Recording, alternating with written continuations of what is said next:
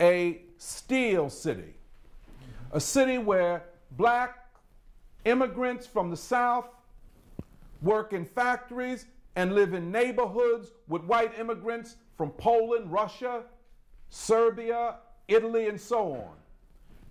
That the whites who are immigrants are in the process of becoming white.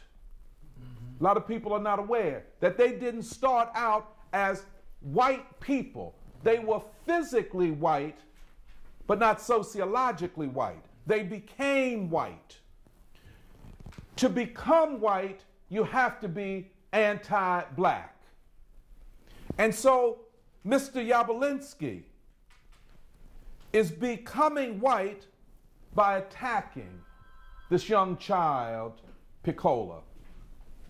Piccola's mother, Pauline Breedlove, works in the suburbs as a maid for a white family.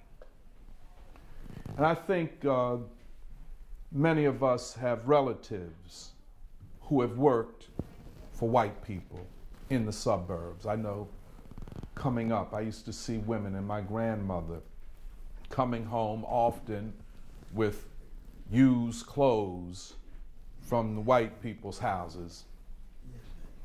Mrs. Breedlove worked in this home. Mrs. Breedlove loved this white family. She loved the little daughter of this white family.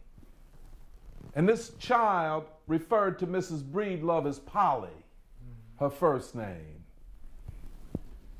And in fact, it is apparent that Mrs. Breedlove loved this white child better than she loved Piccola. And Piccola and Claudia and Frida went there one day, and they shouldn't have. They were going to ask Mrs. Breedlove for something. And Mrs. Breedlove became very angry, but it also became very apparent to Piccola that her mother loved this white child better than she loved her own child.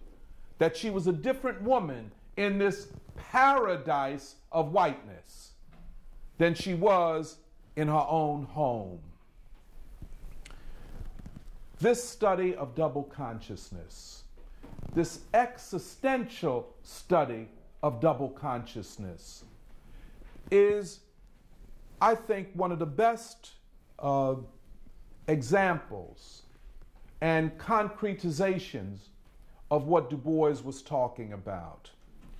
Two souls, two strivings, two identities in one dark body.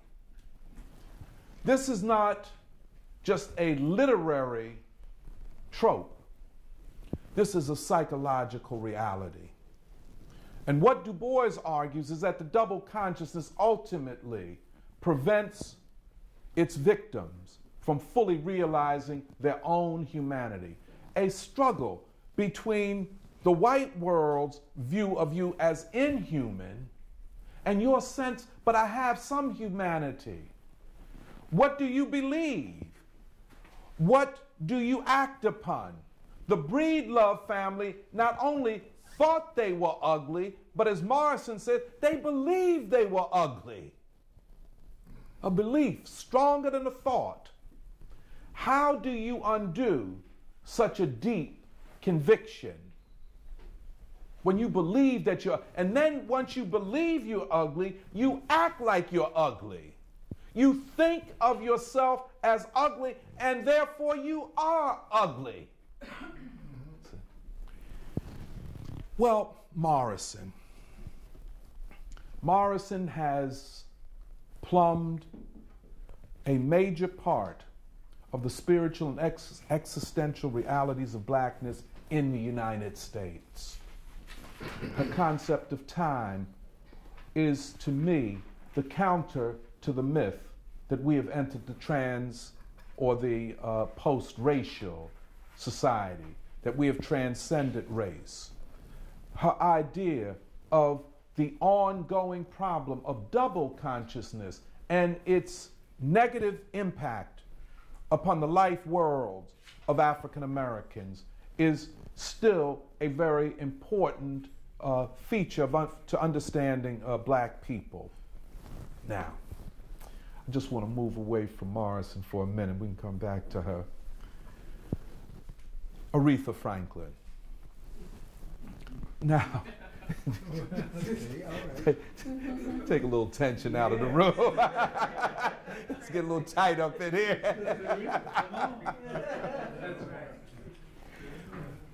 A lot of people don't know a lot about Aretha Franklin's life. You know, she was born in Memphis, Tennessee, in a little two-room house. Her mother and father came together, and their family was a blended family because each had children from previous relationships. When the family moved from Tennessee to Buffalo, and in Buffalo, the mother and father separated, and the children went with the father, and they end up in Detroit. Aretha's mother dies when she's about 6. So for all practical purposes, she's a motherless child. And she would experience other tragedies like this. Her father was shot in the head when a robber broke into the house and shot him. He was in a coma for about 5 years. Dies 2 years later. Her youngest sister, Carolyn, dies. And then in 2003, her older sister dies. And in between that, her brother Cecil died.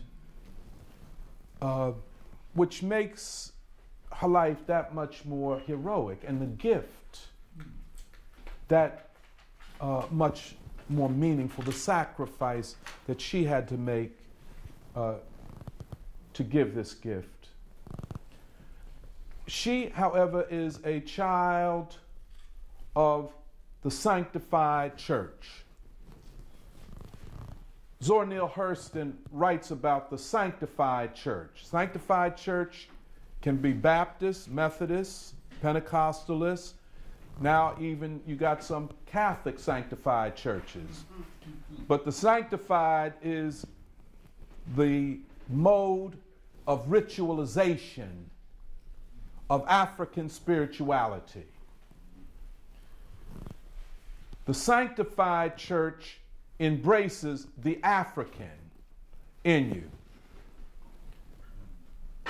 The other non-sanctified churches, of which I grew up in one, Baptist though it was, they tried to get away from that sanctification, from that African, and tried to integrate, assimilate, and become as European and mainstream in their ritual.